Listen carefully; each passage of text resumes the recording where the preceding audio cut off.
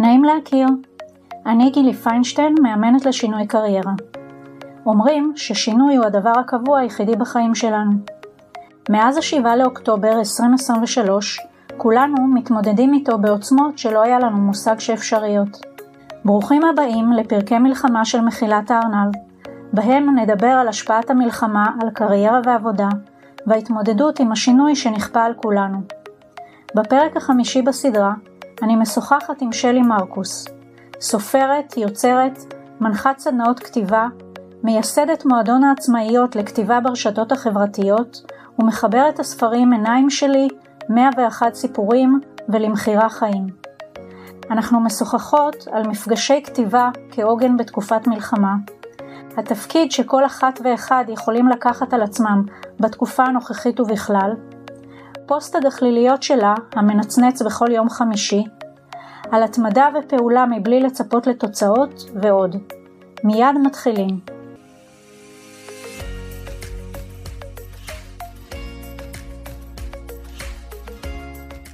שלום שלי מרקוס, ברוכה הבאה למחילת הארנב. היי גילי, כיף להיות במחילת הארנב איתך יחד. איזה כיף. אנחנו נפגשות היום כדי לדבר על השפעת המלחמה על העבודה שלך ועל החיים שלך בכללותם. אבל נתחיל בכך שתספרי לנו בכמה מילים על עצמך. אוקיי, אז היי, אני שלי מרקוס. אני סופרת ויוצרת ומנחת סדנאות כתיבה, בין אם זה כתיבה יוצרת או קורס לכתיבת ספר, ואני גם מייסדת את מועדון העצמאיות לעצמאיות ועצמאים שרוצים לכתוב את התוכן הכי טוב ואותנטי שלהם לרשתות החברתיות. גרה בפרקור כבר 19 שנה, 18, משהו כזה, נשואה, 3 ילדים, כלבה וחתולה. ב-2016 הוצאתי את הספר הראשון שלי, הוא נקרא עיניים שלי, קובץ של 21 סיפורי שכונה של פעם. בקורונה ב-2020 הוצאתי ספר שנקרא 101 סיפורים. יש לי דף בפייסבוק שקוראים לו שלי מרקוס סיפורים. ומ-2014 אני מעלה שם פעמיים בשבוע סיפור קצר שאני כותבת. אז בקורונה ככה ריכזתי 101 מאלה, היה לי נורא קשה לבחור. יש שם מאות, אם לא כבר יותר. אז זה יצא ככה לקורונה, נדחה איזה משהו. כן. ובמרץ 2023 יצא למחירה חיים, בהוצאת 2, 5 נובלות. כל נובלה בפני עצמה, אבל כולן עוסקות בנשים מגיל 16 ועד גיל 60 ומשהו, וכולן שהן חוצות איזשהו קו אדום, איזשהו גבול מאוד ברור. מעניין. כן. במה עסקת לפני המלחמה? שום דבר לא השתנה לפני המלחמה, ועכשיו אני עוסקת אותו דבר. אני כותבת, אני יוצרת, ויש לי את הקורסים שלי, את הסדנאות שלי, איזה קורסים שנתיים. זאת אומרת, הם התחילו בספטמבר, והם ממשיכים, הם ימשיכו גם עד יולי.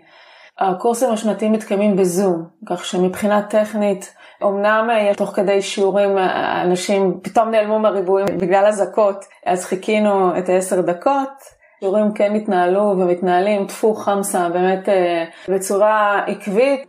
מהפידבקים גם שאני מקבלת שזה ממש עוגן, זה ממש מרים. אנחנו עוסקים בכתיבה, היא נגישה לנו, כתיבה היא תמיד מרחב של ריפוי, של תרפיה. זאת אומרת, את יכולה להיכנס לשיעור על הפנים ולצאת מרוממת, ממש, מהתכנים, מהתרגילים, מעצם זה שלקחת לעצמך 2.5 עכשיו, שהם בשבילך, הם עבורך, בשביל הנפש שלך, לכתיבה. אז כן, זה עולם מחוץ למציאות. כן. ואיפה תפס אותך 7 לאוקטובר? ב5 באוקטובר חזרנו אחרי 3 שבועות נפלאים בספרד ופורטוגל. עולם אחר, ממש. כאילו כן פרקנו מזוודות, עוד לא ראיתי את התמונות, עוד לא סידרתי, כאילו, בסדר, יש לי... יש זמן. כן, וזה היה כאילו ממש השבת של לפני החזרה לשגרה, זה היה ממש כל התוכניות, הנה, זה קורה עכשיו, אנחנו באחרי החגים. הבת שלי בשנת שירות בפתח תקווה, אז אני קיבלתי טלפון ב6:30 בבוקר ממנה, אמא אבא לידך, מה קרה? יש עלינו התקפת טילים, ואני רוצה לשאול אותו מה הטלפון של העירייה, כי אנחנו צריכים לפתוח את המקלט שבסוף הרחוב. אז ככה התעוררנו, והשאר היסטוריה. נותנו כאן בבית. זה יום שהתחיל ב6:30 בבוקר, והסתיים באמצע הלילה מתישהו, שהיינו רצוף בטלוויזיה ובטלגרם, בקבוצות וואטסאפ, אני חושבת כמו כולם. הלם, שוק, רציני, ממש. זאת אומרת שעד היום לא ירדה ההבנה. אני גם בתור בן אדם שישר כותב, זאת דרך הביטוי שלי, מילה אחת אני לא כתבתי במשך שבוע. מה נכתוב? אין מילים, ממש. ב10 באוקטובר, 3 ימים אחרי, התכנסנו במועדון העצמאיות, שזה קורס שנתי של מפגשים של פעמיים בחודש, לכתיבה ברשת החברתית. לא רק על העסק, עלינו, על העסק, כאילו לשווק אבל אחרת. וזה היה אמור להיות השיעור שפותח זאת אומרת, התחלנו בספטמבר היו 2 שיעורי מבוא של הכלים, של השפה השיווקית שלנו, איך מתחילים פוסט, איזה סוגים של פוסטים יש, חומר ידע כלים שאיתם אני עובדת במהלך השנה. ו10/10 היה ממש אמור להיות השיעור הראשון של השגרה. יאללה, השגרה, איך את משווקת, מה את משווקת, תוכניות אסטרטגיות, שום דבר לא היה רלוונטי. אני מנהנת בראשי כי כמובן בתור עצמאית בעצמי, אז גם לפני חגים ידעתי שאני נוסעת לתקופה ואמרתי אני מתכננת לי, ממלאה את היומן לאוקטובר וקצת נובמבר.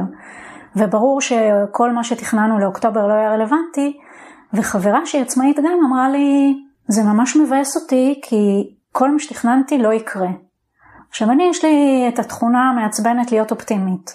ואז אמרתי לה, תשמעי, את צודקת, החודש זה לא יקרה, אבל תראי איזה טוב זה. יש לנו כבר לוז מתוכנן לנובמבר, הייתי מאוד אופטימית, אמרתי בנובמבר תוכלי לעשות העתק הדבק לתוכנית שלך של אוקטובר. את אמרת שבשבוע הראשון לא היו לך מילים ולכן לא כתבת. מה בעצם אפשר לך שבוע אחרי כן להתחיל ולחזור לשגרה? אז השאלה מעולה, כי מה שאפשר לי זה בעצם אותו שיעור של מועדון העצמאיות, שכביכול היה לא רלוונטי. אז את אומרת, אני הייתי אופטימית על נובמבר, אני אמרתי, אני לא יודעת, זה לא שאני לא אופטימית, אני פשוט, יש לי סימן שאלה גדול, ואני לא יודעת מה יקרה בנובמבר, אנחנו כן באוקטובר, ואני הולכת להתאים מה כן רלוונטי. כולנו עלינו לזום הזה, אאוט לגמרי, על הפנים, כאילו את רואה שכולם פשוט באבל ועדיין הגיעו.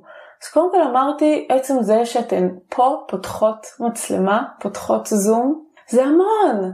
זה גם כל כך לא מובן מאליו לבוא ולהיות פה, זאת בחירה. אני חושבת שכל יום מאז הוא יום של בחירה.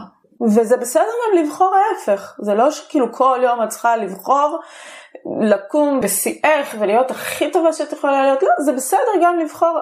והיו לי כמה ימי נפילה, ובחרתי אותם. אמרתי, היום אין לי כוח. והיום אני בוחרת ואין לי כוח. פשוט הבאתי לשיעור הזה שאלה. ואצלי שאלות זה בכתב, אוקיי? זה לא שאלה שאנחנו עכשיו מדברות עליה, זה שאלה שאנחנו כותבות אותה. והשאלה הייתה, מה התפקיד שלך? מה התפקיד שלך עכשיו, היום, בתקופה הזאת, לאור המצב? וטענו אינטואיטיבית, טענו חופשית, כתיבת רצף.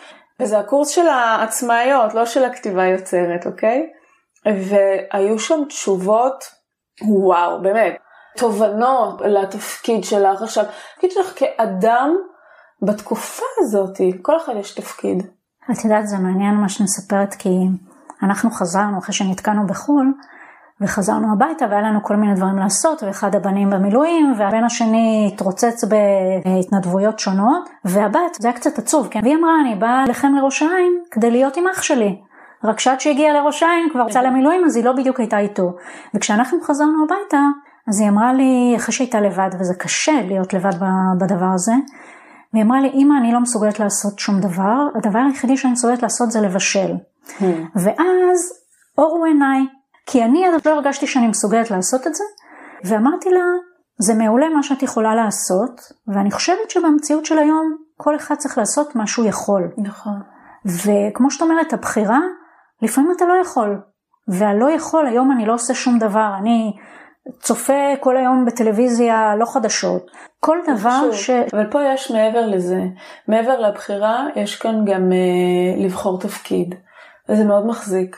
אני בדרך כלל לא עושה את התרגלים שאני נותנת, וכאן אמרתי, בסדר, זו סיטואציה אחרת, זה זמן אחר, אני גם רגע רוצה לדבר עם עצמי ככה בפנים, ולראות מה התפקיד שלי כאן.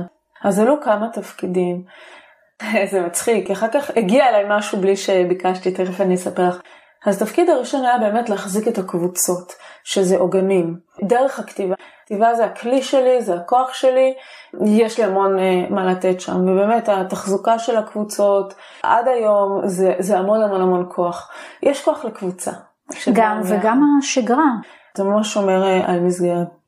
הדבר השני, בסוף מוצאי שבת ההיא, של 7 באוקטובר, ממש היה לי צורך לגלות כאילו מתוך, את יודעת, זה כמו איזה גוש בוץ כזה, ואמרתי, יש איזה אבן טובה שם, אני חייבת למצוא אותה. אחד הדברים המיוחדים שאני חושבת שמנצנצים בתקופה הזאת, זה פוסט הגחליליות שלך. תספרי קצת איך זה התחיל. אז קודם כל, החייתי אותו, כי הוא לא נולד במלחמה. אני אגיד רגע איך אני תופסת רשתות חברתיות. לא סתם השם רשת וחברתית, כן? זה באמת איזושהי רשת כזו, והיא חברתית, זה הצורך חברתי שלנו. רשת יכולה גם ללכוד ויכולה גם לתמוך. זאת אומרת, זה יכול להיות דבר שנופלים אליו והוא תופס כדי שלא נתרסק, וזה יכול להיות גם דבר שצד ולוקד. שוב, אפרופו הבחירה, זה איפה הבחירה שלך. אני תמיד רואה את הרשת ואת האפשרויות, אבל בסדר.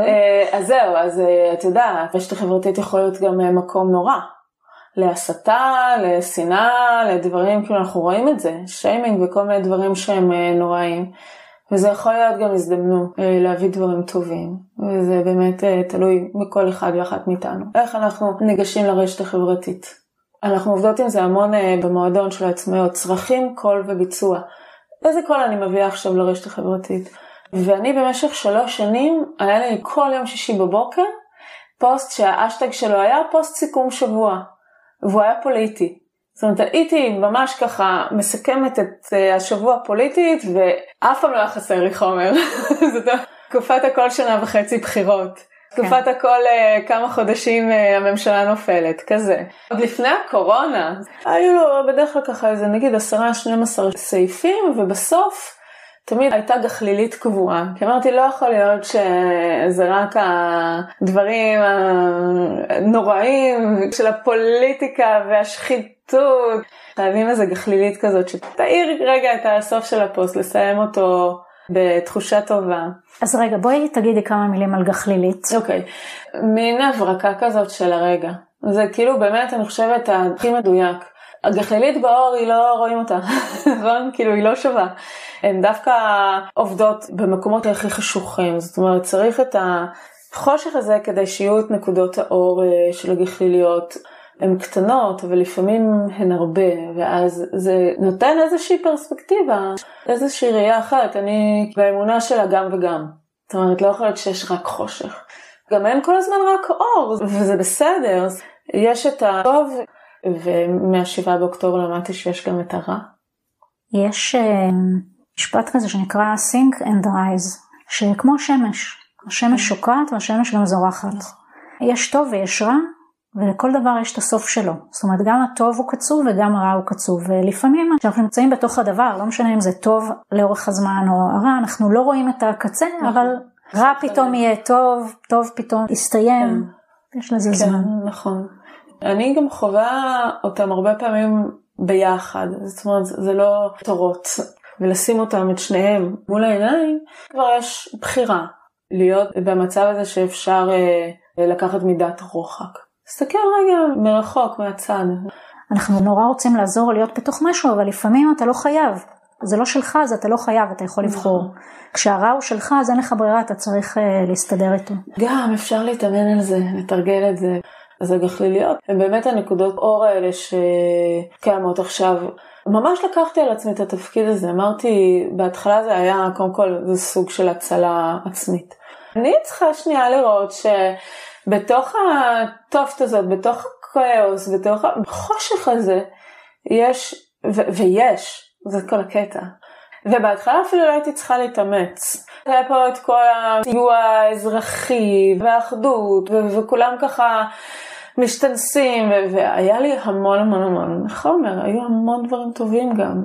אתה יודע, זה היה השבועות הראשונים שלה, כל יום המספרים של ההרוגים עולים ב100, ועוד 100.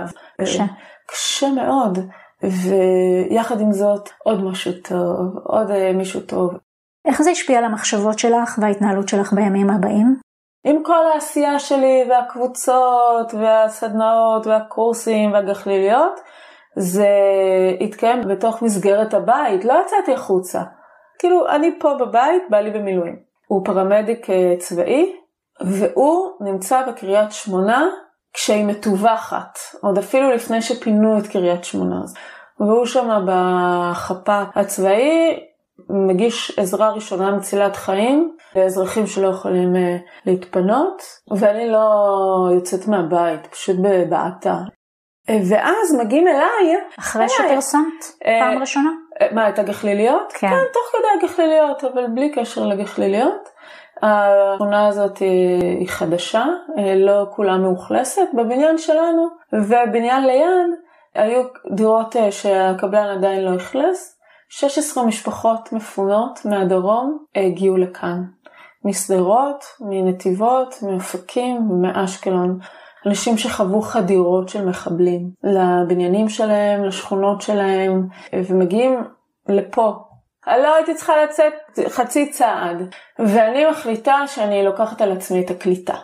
מתנדבת. והייתה פה קליטה מדהימה. זאת אומרת, זה היה פשוט בוסט של עשייה. קודם כל, אנשים טובים, מדהימים ונהדרים של פרדס חנה כרכור, בלי קשר אליי. שכל החדר דיירים שלנו הפך להיות סופר, קולבו, חנות יד שנייה לביגוד, מצעים, לריהוט. הם פתחו פה מערך שהוא פשוט בלתי יאומן. ואני נכנסתי יותר לקליטה עצמה, שכל משפחה שמגיעה, אז עליתי ודפקתי בדלת ומה אתם צריכים, והמון לקשר אותם לעבודות סוציאליות ולטיפולים פסיכולוגיים, לאוכל, היו פה טונות של אוכל, כזה פשוט היה מטורף. כן, אני חושבת שמהמלחמה הזאת, קודם כל חיילים לשאול את עצמי איך הם נלחמים עם כל האוכל הזה שדוחפים להם, וכולנו עוד מעט נצטרך דיאטניות. אכילה רגשית כבר כמעט 3 חודשים פה, כולם. הייתה מישהי שהיה עובד בדרום, והוא עדיין היה צריך להיות על הקו, בעיקר במשמרות לילה, ואמרה, אני לא מסוגלת לישון לבד, נראה לי שאנחנו נחזור לדרום. אמרתי, את לא חוזרת לשום דרום, לא עכשיו, לא במלחמה. את לא ישנה לילה אחד לבד. אני הרמתי כאן מערך של נשים ליישוב, לילה אחד היא לא נשארה לבד. כל פעם מישהי אחרת באה לישון אצלה. אז היו כאן 3 שבועות מאוד מאוד מאוד אינטנסיביים של עשייה טובה. אז זה מאוד מילא אותי, כי השבוע הראשון היה נורא, זה היה דאגה, בעלי שבמילואים, אח שלי גם היה במילואים בצפון, הילדים כמובן היו בבית ספר עדיין, זאת אומרת כל הדבר הזה באמת היה איזה מין טלטלה כזו, והעשייה הזאת ממש הצילה אותי. וכל הזמן שמעתי אנשים שאומרים, תיכנסו לעשייה, זה כל כך נכון, תתנדבו, תתרמו, תעשו איזשהו משהו. וככה גם היו לי הרבה גחליליות, כי המון אנשים התנדבו ותרמו והיו בעשייה. זה מה שהוציא אותנו מקיפאון. ואז לאט לאט זה התאזן ונכנסנו לצמד המילים הזוי, איזה שגרת מלחמה. את ממשיכה עדיין, בימי חמישי? את הגחליליות, כן. אז עכשיו זה באמת קצת יותר לחפש אותם. היית חושבת שככל שהזמן יעבור זה יותר קל. אבל כאן אני חווה את זה הפוך דווקא, שהזמן עובר זה נהיה יותר קשה. למה? גם כי אסונות פוקדים אותנו. זה לא נגמר, זה רק, כאילו נפתחה פה איזושהי תיבת שרצים, זה לא ייגמר לעוד חודש ולעוד חודשיים. יש פה איזושהי התפכחות. אז מה בעצם את עושה כדי לחפש אותם יותר? אני מחפשת אותם, ממש. ממש יוצאת לצוד, גחליליות. מה זה אומר? דברים לא באים אליי, אני צריכה ממש אקטיבית לדבר עם אנשים, לקרוא על דברים, ממש ככה לשוטט ברשתות החברתיות ולמצוא אותם, בכל מיני קבוצות פייסבוק יש קבוצה נפלאה שנקראת אנשי החדשות הטובות, שמנהלת אותה רעות בנימין. אבל אני לא מחפשת את הבשורות הטובות, אני מחפשת כאילו את האנשים אז זה יכול להיות אנשים שהשתחררו הביתה אחרי שהיו פצועים קשה, והנה הם הבריאו והם כבר אפילו עומדים על הרגליים והם משתחררים הביתה. זה יכול להיות פעילויות שאנשים באמת עושים, שהן נפלאות. אם זה במעונות המפונים או כל מיני קהילות, כל מיני באמת קבוצות של אנשים שעושים את הדברים האלה. כן, יש אבל אופציה נוספת, שזה לצאת באיזה קול קורא כזה ולהגיד לאנשים, אני אוספת גחליליות, בואו אני כותבת תמיד בסוף כל פוסט, אני בטוחה שיש עוד הרבה שלא כתבתי כאן, אתם מוזמנים להגיב בתגובות. ואז באמת לפעמים אנשים מוסיפים בתגובות. בהתחלה קיבלתי המון לתיבת מסנג'ר שלי, או תהיגו אותי, היה איזה פוסט על איזה משהו ככה גחלילי, אז אני רואה מלא תיוגים שלי על הפוסט. זה היה מין הצפה כזו. אז אנחנו לא בהצפה, אבל כן, יש פעילות. לפעמים זה ממש קשה. נכון, זה קשה. אבל אני חושבת שעצם החיפוש אחר גחליליות, הוא עושה אותך יותר אופטימי. בעצם זה שאתה מחפש משהו טוב, זה אומר שמראש אתה מוכן לקבל את האפשרות הזאת שיש משהו טוב. זה מעבר ללחפש, זה ממש להתעקש. זה כאילו ממש להחזיק את זה, את האמונה. שיש גחליליות. אני דווקא חושבת שהלחפש הוא עדיף. נכון שבקטע של לעמוד בזמנים ולפרסם ביום חמישי ושיהיו לי איקס גחליליות לפוסט, זה מצד אחד איזשהו מתח כזה. לא, כי אני מלקטת אותם במהלך השבוע. כן. כי אני לא משאירה את זה לרגע אחר. להפך, אז את רק מחזקת נכון, מה שאני אומרת. בדיוק. זה מכניס אותך כל השבוע להיות באיזשהו מוד שהוא מוד אני מחפשת נכון, דברים טובים. נכון. וכשאת מחפשת דברים טובים, אז המוח שלך הוא פחות עסוק בדברים הרעים. הדברים הרעים הם מגיעים, אין לנו שום שליטה עליהם. את גם מוצאת אותם, זה כמו שאת בהיריון ראשון, פתאום כולם מסביב בהיריון.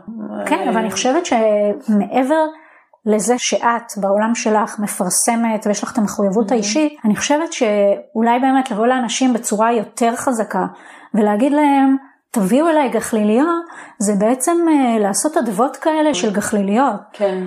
אני חושבת שזה יכניס אנשים למוד טוב. יש, אני חושבת, איזושהי תובנה שהיא מאוד מאוד קשה, אני יכולה להגיד אותה גם על עצמי, שאם דיברתי קודם על להיות נווד דיגיטלי, על לעשות כל מיני עסקאות, על השקעות, על דברים, על חיים טובים כאלה, התובנה מאוד מאוד ברורה, שאתה לבד ואף אחד לא דואג לך, כי אתה מבין שגם ביום ההוא אף אחד לא דאג לך, שהממשלה לא מתפקדת, שהמשרדים לא מתפקדים, שכל דבר שאתה באמת רוצה לעצמך, אתה צריך לדאוג לעצמך, שאין לך מקום אחר בעולם, נכון. וגם עכשיו לא בטוח שיש לך מקום פה. זאת אומרת, האופק הוא מאוד מאוד לא ברור. חוסר ודאות, אי ודאות. מדברים המון על קונספציות, אני חושבת שגם לכל אחד מאיתנו הייתה קונספציה אישית. אצלי דווקא ה7 באוקטובר מאוד חיזק את פה זה הבית. פה זה הבית, אבל הוא דרוש שיפוץ מהיסוד. אני חושבת שעד היום הביטחון הזה שזאת המדינה שלי והצבא שלי והמקום שזה הבית הבטוח שלי, מאפשר לי ללכת ולעשות כל מיני דברים אחרים שאני רוצה, והיום אני בתקופה של שאלות, אני אשאל את עצמי מה קורה. כן, משהו כאן מתארגן מחדש. קודם הוא מתערער, המתארגן מחדש זאת בעבודה. כן, כן. אז יכול להיות שיצאו מזה גם דברים טובים בסוף. קודם כל, אני מאמינה שתמיד יוצאים בסוף דברים טובים, אבל יש איזשהו שלב של... לא, המחיר הם פשוט נורא כבד. את דיברת ככה בכמה מילים על הנושא של המשכיות של המועדון. כן. מה בעצם אמרו לך על הכוחות שלך? איך בעצם ההתנאה הזאת מחדש? מה הם מרגישים? אז המועדון היא דוגמה מעולה בגלל שאנחנו מתכנסות ממש לכתוב את התוכן שלנו השיווקי לרשתות החברתיות. עכשיו, אני קוראת לזה שיווק לא שיווקי, כי אנחנו לא כותבות רק על העסקים שלנו ורק על העשייה עסקית, אנחנו כותבות גם עלינו, גם על החיים שלנו, גם על מחשבות שלנו ועל דברים שקרו לנו ביום יום. זאת אומרת, המטרה היא לייצר תוכן שהוא אותנטי. לפעמים הוא יהיה על העסק ולפעמים הוא לא יהיה על העסק. ברגע שהתוכן הוא אותנטי, אנחנו מגדילות קהל עוקבים, וכשאנחנו מגיעות קהל עוקבים, מגיעים גם לשמוע ולקרוא על העסק שלנו. אז זה לא שהיה חסר לנו על מה לכתוב, כי זה מצב שדווקא נותן המון חומרים. יש פה הזדמנות לכתוב את התחושות שלך, ויש כאן הזדמנות לכתוב דברים אישיים. ועברנו גם על התאמה, על אדפטציות. הרבה עשו אדפטציה לזום, מי שהייתה רגילה לעסקים יותר פרונטליים, כמו בקורונה. זה כל הזמן להיות עם אצבע על הדופק. כל הפוסטים שנגיד חודש וחצי הראשונים, התחילו תמיד עם איזושהי הקדמה של שורה וחצי שמתייחסת למצב. אחרי חודש וחצי אמרתי להם, אוקיי, אפשר להפסיק עם זה, כולנו יודעים מה המצב. כולנו מסתובבים באיזושהי מין תחושת התנצלות כזאת. בדיוק. כי אתה מצד אחד צריך להתפרנס, ומצד שני אתה רואה את המציאות, ואתה לא יודע איך אתה אוכל אותה. אז בהתחלה ההתנצלות הזאת הייתה בסדר, אבל בשביל שלב אמרתם, תקשיבו, די, אנחנו לא מתנצלות, אנחנו נכנסות לתקופה שיהיו ימים טובים ויהיו ימים גרועים. לפני שאתם מעלות פוסט, תסתכלו רגע אם קרתה איזה קטסטרופה, בסדר? ואז זה לא יום לפוסט עסקי, זה יום לכלום או להתייחס למצב. כתמיכה, אז היה מין פרויקט כזה של נובמבר כחול לבן. הרתמנו במועדון והיה לנו אשטג נובמבר כחול לבן שהפך לדצמבר כחול לבן, שיהיה ינואר כחול לבן, וכל שבוע אני מעלה אצלי גם בפייסבוק וגם בניוזלטר, שזו תפוצה של 4,000 אנשים שמקבלים כל יום חמישי פעם בשבועיים את הניוזלטר שלי, כל פעם עצמאית אחת. אני שואלת אותה כמה שאלות, השאלות קבועות על העסק שלה, ממש ככה איזה 5-6 שאלות, לתת לה רגע במה, ויש עם זה דברים נפלאים. בחנוכה נסנו לאתגר חנוכה. כל אחת לקחה 8 ימים. אתגר ברשת חברתית שהיא מזמינה אנשים לעשות איתה איזשהו תהליך של 8 ימים. אז אם דיברנו על אכילה רגשית, אז יש לי לקוחה נפלאה שעוסקת בתזונה ובאכילה רגשית. עם הסופגניות והלביבות של חנוכה, נרשמו אליה סביב 200 נשים שעושות את התהליך של 8 ימים. בסך הכל קבוצת וואטסאפ, כל ערב היא נותנת משימה או איזשהו ידע, מישהו עצמאי, ממין זכר, יש גם כאלה שהוא מטפל זוגי, ב8 ימי חנוכה הוא עושה אתגר זוגיות, כל ערב אתם יושבים על הספה ומקבלים ממני משימה זוגית, נרשמו לה לזה מאות, וכל אחד באמת יצא עם האתגר שלה, וזה היה 8 ימים שהם מלאים בעשייה ובתהליך. באמת אור חנוכה ככה חלחל יפה, אז יש מה לעשות. זאת אומרת, מה יש לחשוב יצירתי, מה הצורך עכשיו, מה אנשים כן יעשו ומה לא. זה לא הזמן להמון תוכן, לפוסטים נורא נורא ארוכים, נורא נורא כבדים, קשב וריכוז של כל העם עכשיו ברצפה. אז דברים יותר בביסים קטנים, כן? אנחנו לא כותבים בעט, אנחנו כותבים בשרבית. זה שרבית קסמים, זה לא עט. מתחילה לכתוב, את בכלל לא יודעת שהיו לך את כל הדברים האלה בלב, בבטן, בראש, במחשבה. יש איזשהו קשר בין העט למוח. שולש אפילו, זה מוח עין יד ביחד. כן, בדיוק, שהוא ממש שוקף את המודע. צוללת פנימה הדוך התת מודע. זה ממש לקפוץ ראש, ואז באמת להיכנס לעולם שהוא אחר, והצלילה הזאת פנימה, זה לצאת החוצה עם אוצרות. האם נוצרו לך קשרים חדשים בעקבות דברים שעשית במלחמה? יש לי חברה טובה, יש לה עסק מקסים של סיורי אוכל בפרדס חנה קרקור. היא נקראת הפרדס חנה איט לאכול. ומלא זמן רצינו לעשות סיור יחד שמשלב את מה שהיא עושה עם כתיבה. זאת אומרת שהכתיבה תבוא מתוך החוויה של הטעמים, של האלכוהול ושל הדמויות שאנחנו פוגשות בדרך, וסוף סוף הרמנו מפגש סיור כזה ב-12 באוקטובר. זה כל כך היה ברור שזה מתבטל, פתאום יום לפני נזכרנו שלא שלחנו הודעות ביטול, כולם אמרו כן, תיארנו לעצמנו, וזה הולך לקרות והסיור כבר מלא. אנחנו פותחות תאריך נוסף. וגם הייתה עם זה התלבטות, אם זה נכון או לא נכון, ומחכות אחרי המלחמה. אבל שאלו אותנו כל הזמן, יש תאריך חדש, יש תאריך חדש, והבנו שזה צורך, שאנשים מחפשים, שאנשים צריכים משהו, פחות טסים לחול, פה זה סוג של חול, באמת. זה, את יודעת, זה המגרש משחקים שלי. המגרש הביתי. המגרש הביתי. זה באמת שיתוף פעולה ככה שסוף סוף יצא לפועל, ובשאר הדברים אז אני די סוליסטית. האם נפגעת כלכלית? יש לי מענק חרבות ברזל. אז זה אומר שהייתה ירידה בהכנסות. העלות הכלכלית היא אחרת. גם מחשב את ההוצאות שלך אחרת, ויש פחות הוצאות. את לא עכשיו יוצאת באיזה מסעות קניות, כאילו את לא מרשה לעצמך יותר מדי, אנחנו בסדר. אנשים שאני שואלת אותם את השאלה הזאת, כאילו מרגישים איזשהו צורך להתנצל. אני לא חושבת שיש משהו שלא נפגע כלכלית באיזושהי צורה. יש ירידה בהכנסות לכולנו. אני לא נבלת מזה כי, שוב, זה כמו בקורונה, אז המצאנו את עצמנו מחדש, אז יצאנו מחוץ לקופסה. בזכות הקורונה יש לי תלמידים מחול. ולפני הקורונה זה לא קרה, כי לא הייתי בזום, הייתי טכנופובית. היום רק זום. האם יש לך איזשהם תובנות חדשות מהתקופה הזאת? קודם כל בטוח שיש לי, השאלה אם אני יודעת אותם עכשיו. באמת מרגישה שאת עוד בפרוסס. מרגישה שמשהו זז, אבל אולי את עדיין לא יודעת ככה לתת אותם. אני לא יודעת אם זה תובנה, אבל זה משהו שכאילו תמיד האמנתי בו, אבל הוא מאוד מאוד מתחזק עכשיו, ולא רק שהוא מתחזק, הוא גם כאילו מביא איתו הוכחות בשטח. באמת העניין הזה של להמשיך את מה שאת עושה. שהכיוון הוא נכון. כאילו כל הזמן להיות בדרך, בלי ציפייה לתוצאות. וזה נגיד איזשהו משהו שאני חופרת עליו המון, בעיקר לעצמאיות, למועדון עצמאיות. יש לנו דרך, אנחנו הולכות בה. ולפעמים יש תוצאות מדהימות, לפעמים פחות, ולפעמים גם אין תוצאות. אבל העקביות הזאת של ללכת בדרך, זה כאילו מין הליכה כזאת ללא ציפייה. אבל יש בה המון עשייה, ובסופו של דבר היא מלאה בפירות. כי הרבה פעמים התוצאות אנחנו לא רואות אותן בזמן אמת. ואז פתאום עוד איזה חצי שנה, איזשהו מישהו, משהו, איזה טלפון, איזה שיתוף פעולה, כן, אני כבר שנה עוקבת אחרייך. ואם פתאום היית נעלמת, אז זה לא היה קורה. תמשיכו ללכת, כן. לא להיבהל עכשיו. אפרופו think and rise שאמרתי קודם, הקטע הוא שגם פתאום זה ישתנה.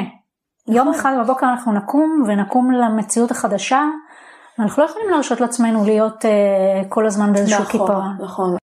אני מאוד מזדהה עם זה, מאוד מתחברת עם זה. גם יש לי פודקאסט, אני לא מראיינת בו אנשים, אני מדברת בו לבד. קוראים לו הכותבת. אפשר לשמוע אותו גם בספוטיפיי. על כתיבה.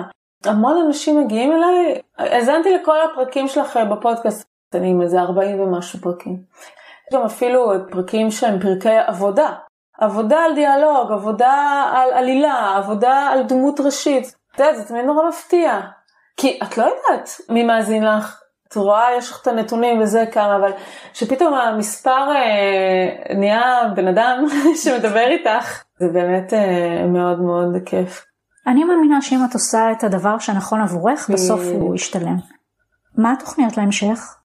סיימתי לכתוב באוגוסט האחרון קובץ של 9 סיפורים קצרים לילדים פעם ראשונה, שזה ספר שהוא גם מנוקד וגם עם איורים. זה התחיל מסיפור אחד שנקרא מכשפה והעורב, ואם כבר דיברנו על פודקאסטים, יש פודקאסט נפלא שנקרא זה כל הסיפור, כל בקוף, של בחורה מוכשרת בשם לידור יעקב. זה כמו התסקיטים של פעם, כן? לילדים. וראיתי קול קורא, אז שלחתי את המכשפה והעורב, ומאוד אהבו, ומסתבר שזה באמת פרק בפודקאסט שלה שהוא מאוד פופולרי. איזה כן. אני אפילו מקבלת הקלטות לוואטסאפ מילדים. לפני איזה שבועיים, איזה ילדה מתוקה, קרמי, היי שלי, כאילו מהפלאפון של אמא שלה, לא יודע בכלל איך הם הגיעו אליי. קוראים לי קרמי, ועכשיו שמעתי את הסיפור שלך על המכשפה והעורב, ורציתי לשאול אותך אם היא אמיתית המכשפה הזאת. ואז אמא שלה כותבת לי, אבא שלה במילואים כבר 1.5 חודש, תכתבי לה שהמכשפה לא אמיתית. וזה היה לפני 2 או 1.5 שנה, הסיפור הזה. שכתבת אותו. התפרסם, כן, בפודקאסט, בזה כל הסיפור. אני עדיין ממשיכה לקבל עליו ריקושטים. אחריו כתבתי עוד 8 סיפורים לילדים. זה נמצא עכשיו בעריכה ויורים, ואני צופה שהוא יצא לאור ב-2024. אז את כל הזמן ביצירה, אני כל הזמן בכתיבה. בואי נסיים באיזה גחלילית, משהו אופטימי כזה יש לך? קודם כל אנחנו פה. זו גחלילית מאוד מאוד גדולה. נגיד אני אסתכלת על יפה הדר, האישה הזאת בת 85. את ראית עובדה? כן. איזה גחלילית. היא יושבת מול אילנה דיין והיא אומרת לה שהיא מתחילה חיים חדשים. אם היא בגיל 85 יכולה להתחיל חיים חדשים במקום חדש, זה נתן לי את התחושה הזאת של אף פעם לא מאוחר. אני חושבת שאנחנו נראה כאן התחדשות.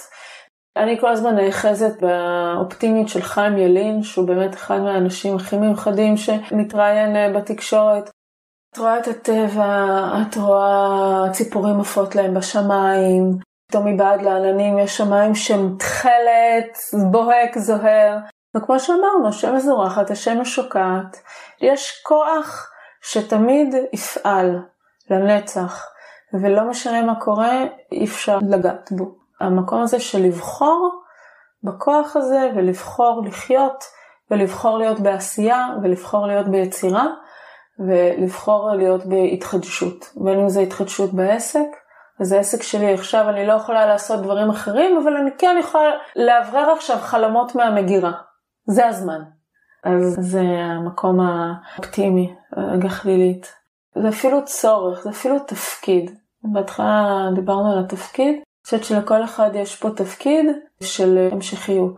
על עצמכם משהו קטן להמשיך אותו, לא משנה מה. תודה על השיחה. תודה רבה, היה ממש כיף לדבר על כל הדברים האלה. שמחה. מתלבטים בעקבות המלחמה לגבי המשך דרככם המקצועית? אתם מוזמנים לקבוע איתי שיחת מיקוד ללא עלות וללא התחייבות.